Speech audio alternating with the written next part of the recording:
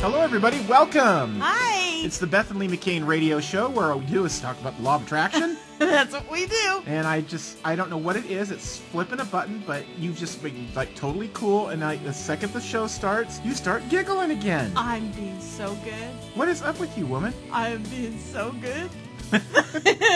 People are going to think you're nipping the gin or something. something. Is that what it is? Yeah. Well, we all know that the heaviest thing I drink is a Diet Pepsi. Well, no, wait, that's not true. I don't know. I think Starbucks would have something. Yeah, Starbucks is pretty close, isn't it? They'd have something to say about that.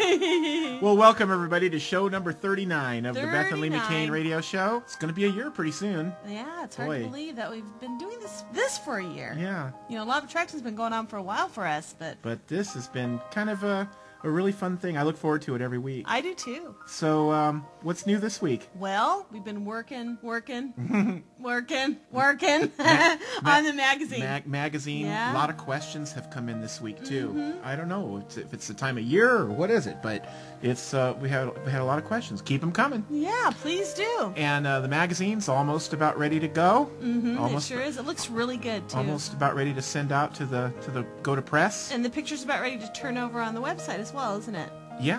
For number 2. It should be by the first part of the week. Well, good. Because I think they're working on the cover over the weekend. That's cool. So I'm looking forward to it. I am too. I can't wait to look at it and be able to sign off on it. Yeah. That'd be nice. So so keep those subscriptions coming, everybody. Yeah. We love seeing your names added to the list. Got a couple good questions this week, don't we? We sure do. We sure do. And I'm going to ask you first. Okay. Is that okay? Sure. How you doing? Me? I'm doing fine. I'm looking forward to the magazine going to press because you got that look in your eye. Yeah, I'm kind of like in the cartoons where the eyeballs are kind of going. Ooh, that's kind of me. Yeah. But that's okay. Yeah. That's okay. I'm loving every second of it. I know you are. I can tell. I'll tell you what. We got to give a shout out to our friend Len up in Canada. Yes. He has brought us some wonderful, wonderful people to the magazine. Yeah, and he has. Len, thank you so much. And to everybody who's part of the Indicator, welcome. We love you. We thank you. And thanks for helping us make a wonderful, wonderful magazine. Yeah, much appreciated. Talk that is about for sure. A lot of attracting going on in the last 3 or 4 weeks. There has been, hasn't there? Yeah, there sure has. Yeah, it's been exciting. So, okay. all right. Well, here we go. You ready? Mm-hmm. This is from Barry in Wisconsin. All right, Barry. Hi, Barry. In your opinion, what is the biggest issue for people in the law of attraction? Biggest issue for people in the law of attraction? I don't know. Hands down, I'd say it's probably fear. Yeah, first. I would agree. Fear would be first.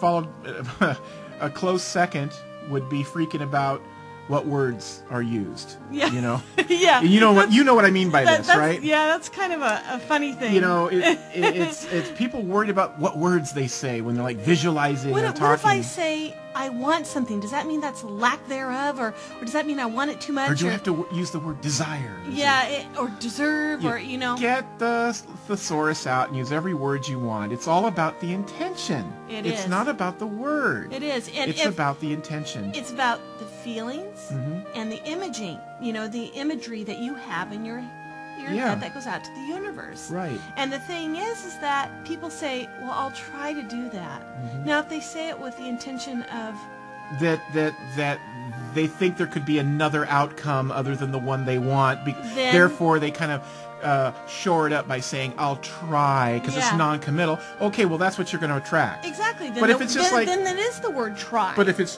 just, oh yeah, I'll try that, or whatever, or I'm going to try to do that. So again, it's about the intention. It's always about the intention. The feeling behind them. With the law of attraction. Yeah. You know. And getting back to fear, you know, that's probably the number one thing that people encounter with the law of attraction.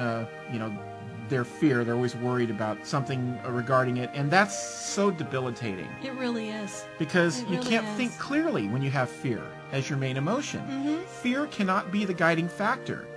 Fear is at the opposite end of the monitor from, for instance, the emotion of love. That's right. Okay, so there are two opposite poles there. I put fear in there with a word that I absolutely have a problem with. I don't even like hearing it. But hate. It is that strong. Well, fear is that strong. And what is usually what usually sparks hate? Fear. You know? I know, it's true. So it's true. What does it do to you? You know, and what does it do more to the point? What does it do for you? Well, you know, fear, it just brings more misery. And you know, if you just kind of look at how life can work when you actually expect everything to go right and not wrong, that right there is going to erase 90% of any fears that you carry. So the fear, Barry, that would be the number one thing, you know, followed by the use of the words. Yeah. You know, that. Well, I got one for you. Okie doke. This one comes from Hawaii. Ooh. I love Hawaii. I like you in my little grass shack. I love Turtle Bay. It's beautiful. I love Turtle Bay. Isn't that? We spoke there one time, and that is just an absolute beautiful place. It's like its own little piece of It's like paradise. its own world. Yeah, that was a very fun conference that we attended that time.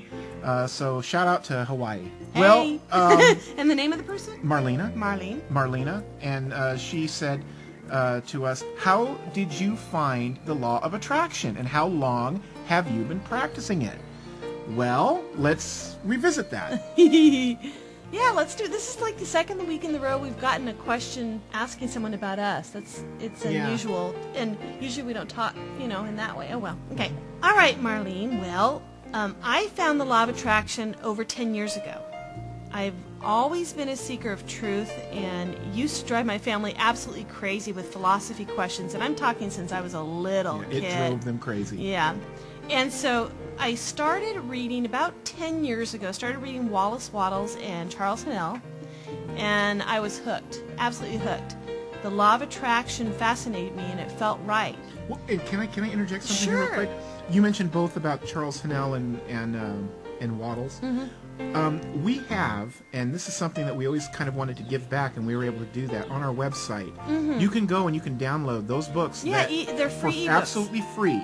Absolutely free, just by sending a request. And if you go to our free page on the website, I just want to make sure that they know that they can do that, because you had to kind of dig for them at the time. There wasn't really, the internet wasn't as big as it was. And see, the difference now is information on the law of attraction is just readily available. But it wasn't then you had to go somewhere, and at the time we lived in Los Angeles, and I remember there was this old society that had a library, and I would take, at that time, our daughter was 9 years old, our other daughter, and I would take her, and you'd have these wonderful days. Yeah, we'd go to the library and just sit and study, because you couldn't actually check out the books. Yeah, you had to keep them there. Yeah, that's the other thing. You had to read them there. Yeah. So anyway, at the time, the law of attraction fascinated me, and it felt really right.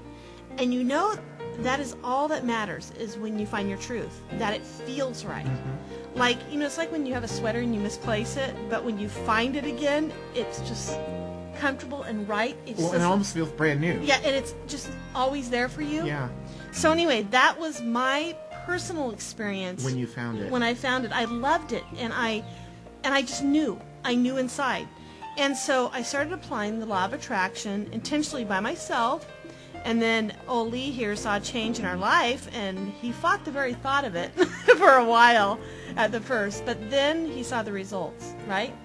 When we began applying the LOA together, it was amazing, and it still is. So, and to note, whenever we've not done it, it's been a train wreck. Yeah. It's the funniest thing. And well, you know, and do we have struggles anymore? No.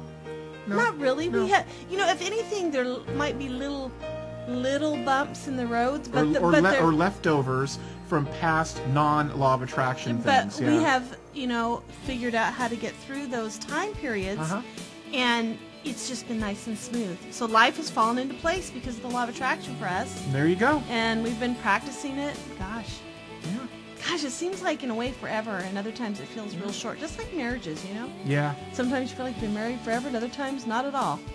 How long have we been married? I'm joking. 12 wonderful years. Ah, that's right. Well, folks, thank you. It's another show drawn to a close. The end of show 39. Next week, show 40. Thank you so much for tuning in. We love coming here every week and doing this with you. We sure do. And we'll see you next week. All right, bye. Bye.